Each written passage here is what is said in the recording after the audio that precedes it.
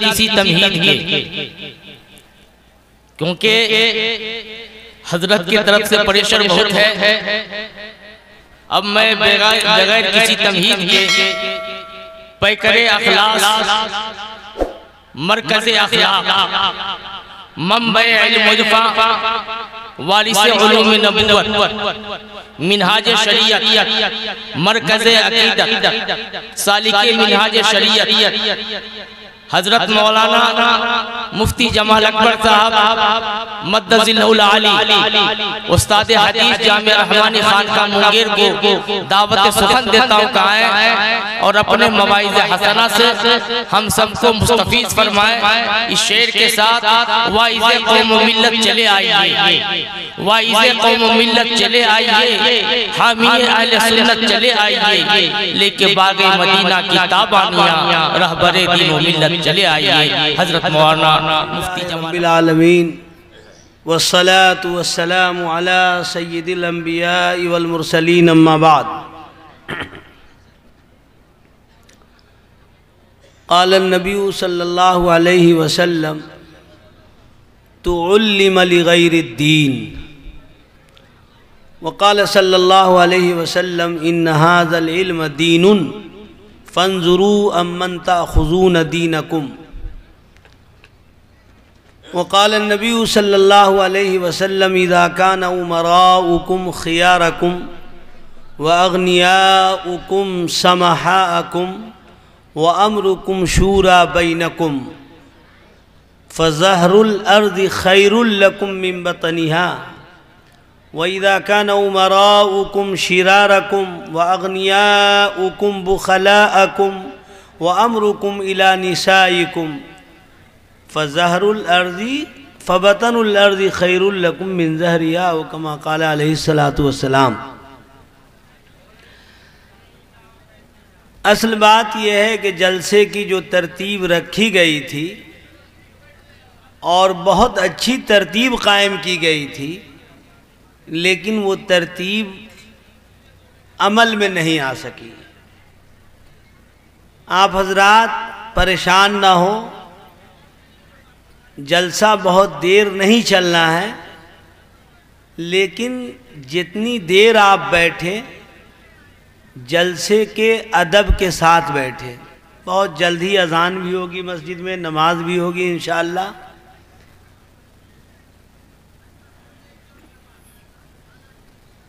ہوتا ہے کبھی کبھی کچھ آگے پیچھے ہو جاتا ہے، لیکن جو وقت آپ کے پاس ہے وہ بہت تھوڑا اور بہت غنیمت ہے۔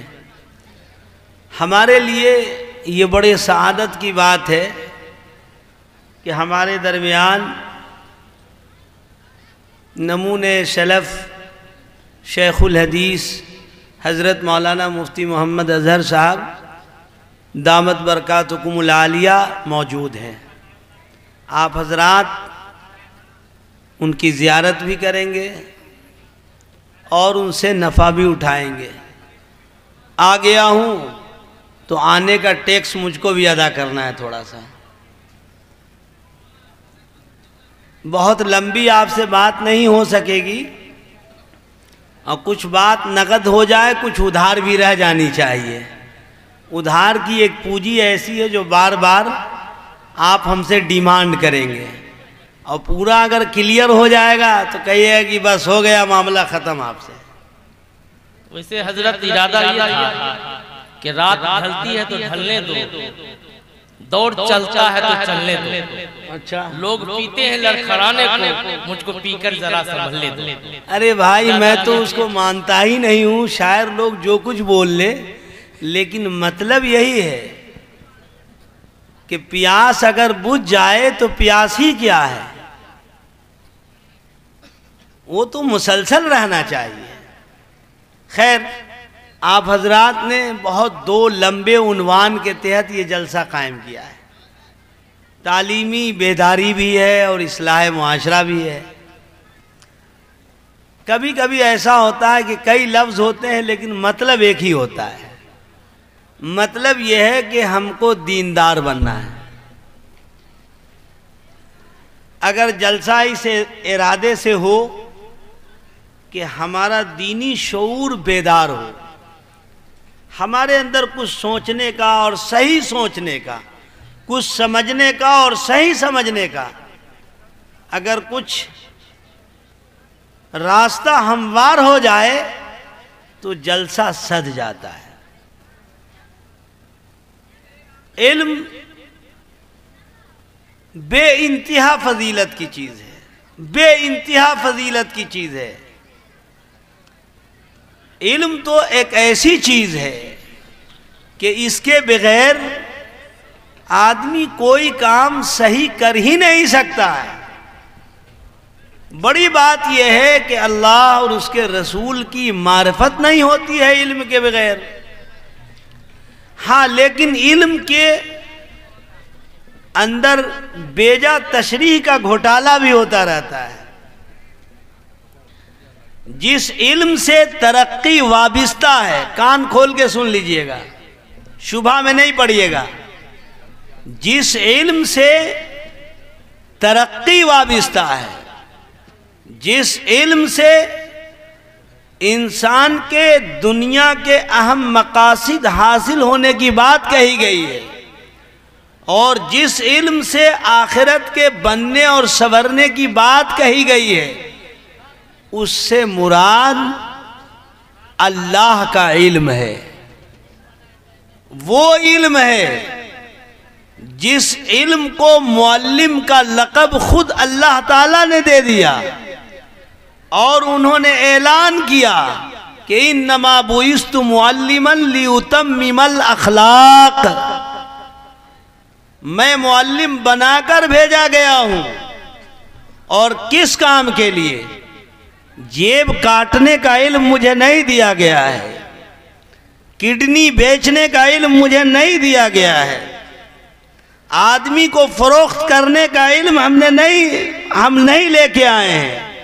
ہمیں جس علم کا معلم بنایا گیا ہے وہ اخلاق کو مکمل کرنے والی چیز ہے۔ ایسی زندگی کا علم میں لے کر آیا ہوں جس کے بغیر انسان کا وجود ناقص ہے، ادھورا ہے، اس کے بغیر وہ انسان نہیں ہے۔ یہ ہے اصل مسئلہ۔ باقی ہنر ہے، دنیا دار الاسباب ہے، یہاں جینے کے وسائل کو اختیار کرنے کی اجازت ہی نہیں، بلکہ اللہ کی طرف سے ہدایت ہے۔ ایسا نہیں کہ منع ہے، جو ضرورت ہے اس کو پوری کی جائے گی۔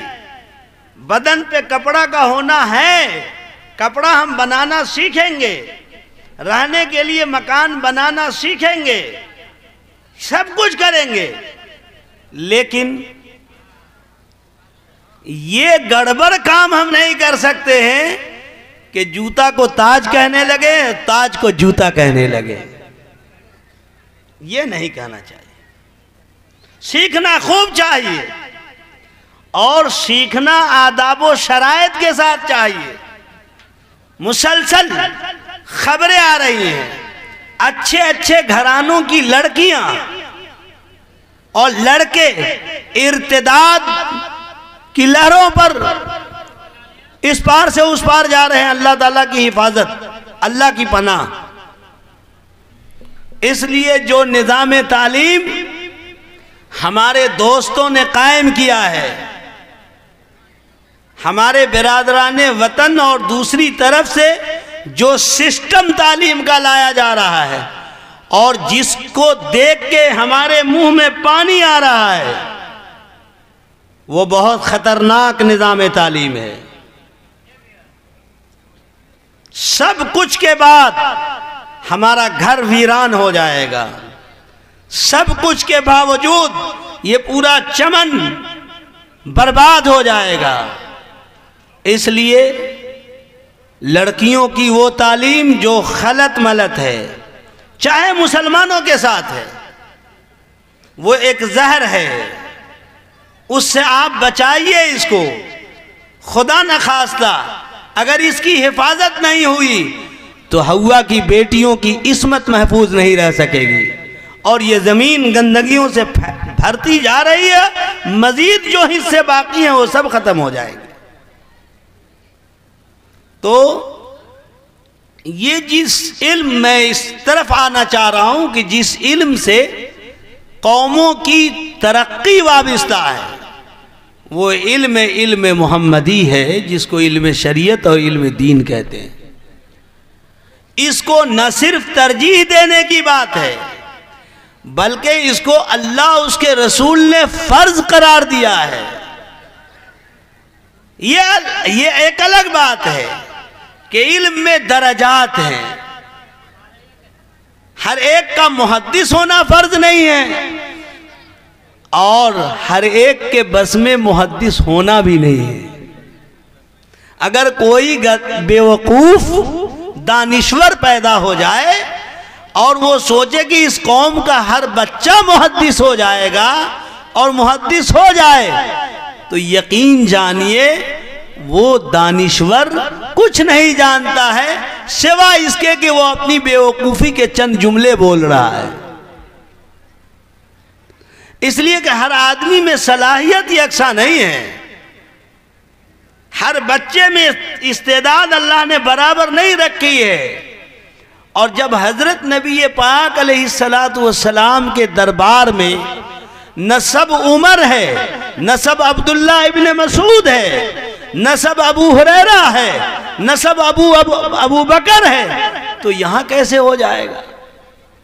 ہاں، لیکن اتنا علم ضروری ہے جتنے کی ہم کو ضرورت ہے، اور چاہے یاد ہو یا نہیں ہو، کم از کم اتنا درجہ اس کا ہے کہ فوری طور پر علماء سے اور مفتیان کرام سے پوچھ لیا جائے اور پوچھ کے عمل کر لیا جائے۔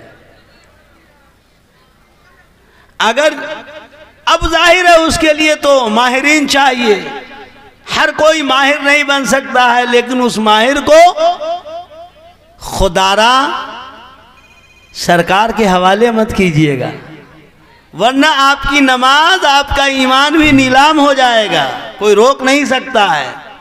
تمنچوں کے ذریعے حاضری بنتی ہے اور بحالیاں ہوتی ہیں۔ اس لیے زندہ قوم کی نشانی یہ ہے کہ وہ اپنی صلاحیت کا بھی استعمال کرے، اپنی دولت کا بھی استعمال کرے، اپنی طاقت کا بھی استعمال کرے، اور اپنے رونے دھونے کا بھی استعمال کرے۔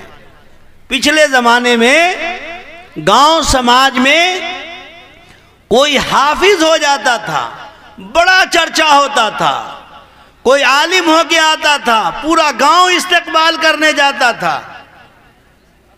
اور اگر آج کسی بچے کو پورے بہار میں نمبر 1 کا میٹرک میں نمبر آ جائے تو اس کے چرچے ہوتے ہیں، لیکن ایک بچہ شاندار قرآن مجید پڑھتا ہے تو شب برات میں اس کا ایک چرچا تھوڑا سا کہیں ہو جائے دھوکے سے، وہ بھی کیا کہ قرآن خوانی آگے پڑھ دے گا۔ لیکن اس علم کی جو عظمت تھی، جو اس سے ہمارا تعلق تھا، وہ بہت کمزور پڑ رہا، اور یہ خطرے کی بات ہے اور بہت خطرناک چیز ہے۔ بہرحال علم تو بس وہی ہے جس کو علم کہا جاتا ہے، اللہ کے رسول صلی اللہ علیہ وسلم نے جس کو سکھایا ہے اور جس سے اللہ کی معرفت و خشیت کا تعلق ہے۔ اصلاً علم وہی ہے، اور میں یہ سمجھتا ہوں کہ تعلیمی بیداری کانفرنس کا مطلب بھی ذہن میں یہی ہوگا اور یہی ہونا چاہیے۔ باقی دنیا دار الاسباب ہے، اسباب اختیار کرنے کی اجازت ہے، لیکن ترجیح بہرحال اس علم کو رہنی ہی چاہیے۔ ایک بہت عجیب اور اہم بات ہمارے آقا حضرت محمد صلی اللہ علیہ وسلم نے ارشاد فرمایا کہ جب قیامت قریب ہوگی تو لوگ علم حاصل کریں گے علم حاصل، لیکن مقصد ان کا دین نہیں رہ جائے گا۔ تو علم لغیر الدین، یعنی اس کو مقصود بنا کر، دین کو مقصود بنا کر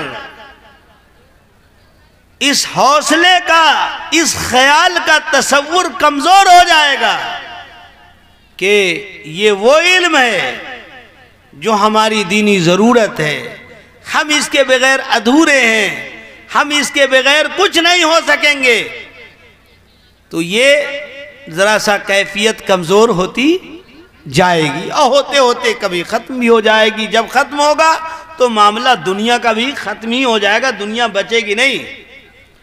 چنانچہ اس علم کے سلسلے میں رسول اللہ صلی اللہ علیہ وسلم نے آداب بھی ذکر کیے ہیں۔ ایک موقع پر فرمایا کہ یہ علم دین ہے، یہ علم دین ہے، اور دین کو لینے کے لیے غور و فکر کرو کہ تم کس سے لے رہے ہو۔ یہ تو شرم کی بات ہے کہ دنیا میں ہماگیریت کے ساتھ علم کا چراغ حضرت محمد صلی اللہ علیہ وسلم نے جلایا ہے۔ یاد رکھیے گا آپ، اسلام میں علم کی جتنی اہمیت ہے اور اسلام میں علم کے سلسلے میں جتنا اہتمام ہے، اس سے پچھلی قوموں میں اس کا کوئی ایسا تصور تھا ہی نہیں، اور ہے بھی اگر تو کہہ لیجئے کہ خر دماغی ان کے پاس ہے۔ علم تو اصلاً آپ کے پاس ہے، اور آج بھی آپ کے پاس جو ذخیرہ ہے سب کی سند موجود ہے، پختہ ہے، فلاں نے فلاں سے لیا، فلاں نے فلاں سے لیا، فلاں نے فلاں سے لیا، فلاں نے فلاں سے لیا، یعنی بالکل اوریجنل صحیح معلومات۔ یہ صرف اسلام کا شعار اور اسلام کی شناخت ہے۔ اور ہم جب اپنی چیز کو نہیں جانتے ہیں یا اپنی چیز اچھی نہیں لگتی ہے تو لندن اور یورپ میں جا کے بھٹکنے لگتے ہیں۔ جو خود بھٹکے ہوئے ہیں وہ آپ کی رہنمائی خاک کریں گے، آپ پیدا ہوئے تھے ان کی رہنمائی کرنے کے لیے۔ تو فرمایا رسول اللہ صلی اللہ علیہ وسلم نے کہ یہ علم دین ہے، تم اس کو دینداروں سے حاصل کرو، ایسے ویسے سے مت لو، متقیوں سے اس علم کو حاصل کرو جن کے اندر ورع ہے، جن کے اندر تقوی ہے، طہارت ہے، ایمانداری ہے۔ ایسے لوگوں سے اس علم کو حاصل کرنے کی بات کہی گئی ہے۔ اب اسی کے ساتھ ایک چیز اور ملا لیجئے، اگر خراب لگے تو معاف کر دیجئے گا، لیکن بات عمل میں لائیے گا۔ ہم اپنے مدرس کے ساتھ، قرآن و حدیث کے جانکار کے ساتھ، علماء کے ساتھ، ائمہ کے ساتھ کیسا ربط ضبط رکھتے ہیں، کیسا ان سے بہوار رکھتے ہیں، کیسی ان سے محبت رکھتے ہیں، یہ تنہائی میں سوچ لینے کی بات ہے، یہ کسی سے کہنے کی چیز نہیں ہے۔ ہم معمولی ضرورت کو پوری کرنے کے لیے گڑ گڑاتے ہیں، جوتا جب پھٹ جاتا ہے اور سڑک پر چلچلاتی دھوپ میں گزرتے ہوتے ہیں، اگر اس وقت جوتا گانٹنے والا نخرہ کرتا ہے، وہاں پر چپل کی دکان نہیں ہوتی ہے، تو ہمارے بس میں ہو تو ہم اس کی داڑھی پکڑ لیں اور کہتے ہیں یہ کام کر دو میرے بھائی، پیسہ بھی لینا۔ لیکن ہم امام سے کیسے بات کرتے ہیں؟ ہم قرآن پڑھنے والوں سے کیسے بات کرتے ہیں؟ قرآن و حدیث کی درسگاہوں سے کیسے بات کرتے ہیں؟ ان سے ہمارا کیسا تعلق ہے؟ یہ کسی سے سمجھنے کی چیز نہیں ہے، خود سمجھ لینے کی چیز ہے۔ یہ خطرناک جو فضا بن رہی ہے، یہ نہ دنیا کے لیے مفید ہے نہ ہمارے لیے مفید ہے۔ اگر یہ علم کا سلسلہ کمزور ہو جائے گا، ختم ہو جائے گا، تو یہ دنیا بھی اڑ جائے گی۔ اس لیے یہ دنیا کی ضرورت ہے، ہماری ضرورت تو ہے ہی ہے۔ تو ایک نیا ادارہ آپ کے ہاں قائم ہوا، کب سے ہے یہ مجھے معلوم نہیں ہے، لیکن اس کی صورت بتا رہی ہے کہ ہم ایک نئے مرحلے میں ہیں۔ جس شخصیت گرامی کی طرف یہ ادارہ منسوب ہے، وہ امیر المومنین فی الحدیث تھے، بہت بڑے محدث. ہندوستان میں کیا ایشیا بر اعظم میں کوئی دوسرا یونس نہیں تھا. بہت بڑے انسان تھے. حضرت پڑھتے تھے، وہ جونپور کے رہنے والے تھے، تو سرکاری اسکول کی کتاب میں ہندی کا کچھ پڑھا کرتے تھے. ذہین تو تھے ہی، بے انتہا ذہین تھے. ان کے والد صاحب نے کہا ارے بھائی بہت پڑھ لیے، کتاب کو رکھ دو، ہٹاؤ. رکوا دیا. اور پھر اللہ تعالیٰ نے ان سے ایسا کام لیا کہ دنیا دیکھتی رہ گئی. اس لیے اچھے بچہ کو، آپ سڑا ہوا بچہ بھی لائیے، ہم لوگ اس کو بھی تراش خراش کے انسان بنایا کرتے ہیں، لیکن اپنی سمجھ سے جو سڑا ہوا ہو اس کو سڑا سمجھ کے یہاں نہیں لائیے. یہ بے ادبی ہے اس درسگاہ کی. لائیے، سب کو لائیے، لیکن ہونہار لڑکوں کو ہم چھانٹ دیتے ہیں اور سمجھتے ہیں کہ یہ میزائل مین بن جائے گا. اور کیا بن جائے گا بھائی؟ اگر مسلمان نہیں بنا، انسان نہیں بنا، پھر وہ کسی چیز کا نہیں ہے. اس لیے اچھے لڑکوں کو چن چن کے بھی لائیے اور کنڈم کو بھی لائیے، لیکن کچھ اچھا بچہ بھی دیا کیجیے. آپ اچھے بچوں کو ضرور حوالے کیجیے اور ان سے محبت کیجیے. یہ بات تو اس تعلیم کے عنوان کی تھی، اور تھوڑی سی بات معاشرے کی بھی ہو جائے، وہ تو دونوں ایک ہی ہے. حضرت نبی کریم علیہ السلام نے دو قسم کے معاشرے کا ذکر فرمایا ہے. فرمایا کہ ایک ایسا معاشرہ ہے جس میں ذمہ دار اچھے لوگ ہوں، اچھے ذمہ دار، کونسلر سے لے کے وارڈ پارشد تک، وزیر اعظم سے لے کے نیچے سے لے کے وزیر اعظم تک، گھر کا مکھیا، گھر کا گارجین. اذا کان امراؤکم خیارکم، جب تمہارے سربراہ اچھے ہوں، چنندہ لوگ ہوں.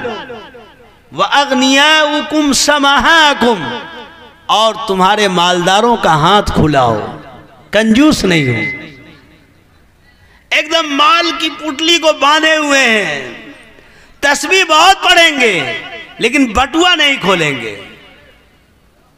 فرمایا کہ جب تمہارے مالدار کا ہاتھ کھلا ہو اور تمہارے اہم امور مشورے سے طے ہوتے ہوں. مشورہ کا مطلب یہ نہیں ہوتا کہ چار گدھے مل کے ہم یہاں کر دیے، ایک عاقل کنارہ رہ گیا. یہ تو کہیں اور کی جمہوریت ہے، اسلام کی جمہوریت یہ نہیں ہے. اسلام کی جمہوریت تو وہ ہے کہ ذی رائے ذی عقل لوگ رائے دیں، پھر ہم گنیں گے. کس و ناقص کو ہم گنا نہیں کرتے. تو جب تمہارے اہم امور طے ہوں ذی رائے لوگوں کے مشورے سے، تو اتنا اچھا سماج رہے گا کہ جی چاہے گا کہ کچھ اور جی لے. فَظَهْرُ الْأَرْضِ خَيْرٌ لَكُمْ مِنْ بَطْنِهَا، زمین میں جانے سے اچھا لگے گا زمین کے اوپر رہنا. یعنی آدمی زندہ رہنے کو اچھا محسوس کرے گا. بہت آسان بات ہے. آپ کے پڑوس میں گھر کے دایاں بایاں اچھے پڑوسی ہوں، جن کی حالت یہ ہو کہ آپ کا کوئی سامان بگڑتا رہے تو وہ سنبھال کے رکھ دے. آپ کا جانور کہیں بدکنے لگے تو پکڑ کے باندھ دے. اور آپ چلے گئے سہرسہ ڈاکٹر کے ہاں، ڈاکٹر صاحب نے کہہ رکھا ہے کہ رات میں نمبر آئے گا، تو آپ کو کوئی ٹینشن نہیں ہوگا. دل میں ٹینشن پیدا ہوگا لیکن آپ کو تسلی اندر سے ہوگی کہ ارے ہمارے پاس پڑوس کے لوگ بہت اچھے ہیں، ہمارا خیال کریں گے. اور اس کے برعکس اگر ایسے لوگ ہوں کہ وہ ہر وقت دیکھتے رہتے ہیں کہ یہ کب جا رہا ہے، وہ گیا نہیں کہ تالا ٹوٹ گیا، وہ گیا نہیں کہ اس کا سامان ضائع ہونا شروع ہو گیا، تو ایمرجنسی میں آپ جائیں گے، گھر سے نکلیں گے اور دل دھک دھک دھک دھک کرتا رہے گا کہ جانے کو تو جا رہا ہوں، پتہ نہیں ادھر سے لوٹوں گا تو کیا حال ہوگا۔ اسی کو رسول اللہ صلی اللہ علیہ وسلم نے فرمایا کہ جب تمہارے ذمہ دار اچھے لوگ ہوں گے، مالداروں میں سخاوت ہو، بے سہاروں کو لینا آئے، بے سہاروں کو جھیلنا آئے، بے سہاروں کے امداد کے لیے آدمی تڑپ جائے، کھڑا ہو جائے، اس کے لیے کوششیں کرنے لگے اور معاملہ زیرائے لوگ طے کرے، تو پھر اس میں زندگی جینے کا لطف ہی کچھ اور ہوتا ہے۔ اس کے برعکس حضور صلی اللہ علیہ وسلم نے ایک دوسرے معاشرے کی طرف بتایا کہ جب تمہارے عمرا کمینے ہو جائیں، یہ میرا لفظ نہیں ہے، رسول اللہ صلی اللہ علیہ وسلم فرما رہے ہیں، اس لیے آپ لوگ بھی ناراض نہیں ہوئیے گا۔ اذا کان امراؤکم شرارکم، جب تمہارے سربراہ کمینے ہو جائیں، لچے ہو جائیں، لفنگے ہو جائیں، گنڈا ہو جائیں، بیڈ نیچر کے لوگ ہو جائیں، وَأَغْنِيَاؤُكُمْ بُخَلَاءَكُمْ، اور تمہارا مالدار کنجوس ہو جائے، تمہارے مالداروں کا ہاتھ بندھ جائے۔ آپ پتہ کیجئے، بڑے بڑے رئیس ہیں، بڑی دولتیں ہیں، کتا پہ بعض لوگوں کے گھر میں جتنے روپیہ خرچ ہوتے ہیں، معاف کیجئے گا، یہ بیماری بعض مسلمانوں کو بھی گھر لیا ہے۔ یہاں نہیں، اللہ کا بڑا احسان ہے، کرم ہے، لیکن آپ دنیا دیکھیں گے تو بہت سے لوگوں کو شوق کتا پالنے کا ہے۔ ایک کتا کے میڈیسن سے لے کے رکھنے تک 50,000 روپیہ خرچ کرتے ہیں، لیکن بازو میں جو مسجد ہے اس کے امام کی تنخواہ وہ 4,000 روپیہ رہتی ہے، اور ان کے دماغ میں ایک بخار لگا ہوا ہے، وہ یہ سمجھتے ہیں کہ اچھا پیسہ وہاں جائے گا تو میرا ضائع ہو جائے گا۔ یقین جانیے ان کے پیسے اس لائق نہیں، ان کو توبہ کرنا چاہیے، ان کو رونا چاہیے، ان کے پیسے قبول نہیں ہو رہے۔ تو کہا کہ جب تمہارے مالداروں کے ہاتھ بند ہو جائیں، کنجوس ہو جائیں، دین پر خرچ نہیں ہو، دینداروں پر خرچ نہیں ہو، بے کسوں بے سہارا کے لیے میری طاقت کا استعمال نہیں ہو، میرے عہدے اور منصب سے کمزوروں اور بے سہاروں کا کام نہیں بنتا ہو، اور جب تمہارا معاملہ تمہاری عورتیں طے کرے، للو کی اماں سے سب چیز طے ہوگا، للو کے ابا ڈھولک بجائیں گے، ارے بھائی باہر کا کام آپ کا ہے، آپ ان کو کیوں الجھاتے ہیں؟ ان کو اللہ نے ملکہ بنایا ہے، ان کے حوالے کیجئے کچن، ان کے حوالے کیجئے اندر کا کاروبار، لیکن مین فرنٹ پہ لاکے ان کی عزت آپ بڑھا نہیں رہے ہیں، دراصل آپ ان کا غلط استعمال کر رہے ہیں۔ تو جب تمہارے معاملات عورتوں سے طے ہونے لگیں گے تو اس وقت میں مر جانا ہی بہتر ہوگا زندہ رہنے سے۔ اس لئے میرے دوستوں اور بزرگوں، اچھا معاشرہ دین پر قائم رہنے سے بنے گا۔ ہم جتنا عمل کریں گے اتنا ہی اچھا معاشرہ بنے گا۔ اللہ سے، اللہ کے رسول سے جتنی مجھے محبت ہوگی اتنا ہی زندگی میں لطف بھی پیدا ہو، اور پھر آپ کا کوئی بال باnkا بھی نہیں کر سکتا ہے۔ اس وقت میں قطعی مسئلہ پیسہ اور دولت کا نہیں ہے۔ پوری دنیا کے اندر جتنی دولت مسلمانوں کو ہے، شاید کم ایسی قومیں ہیں جن کو پیسہ اتنے ہیں، اور ہندوستان میں پیسے نہیں ہیں، ہندوستان میں پڑھے لکھے لوگ نہیں ہیں۔ مسئلہ ہماری ذلت کا بے دینی سے جڑا ہوا ہے،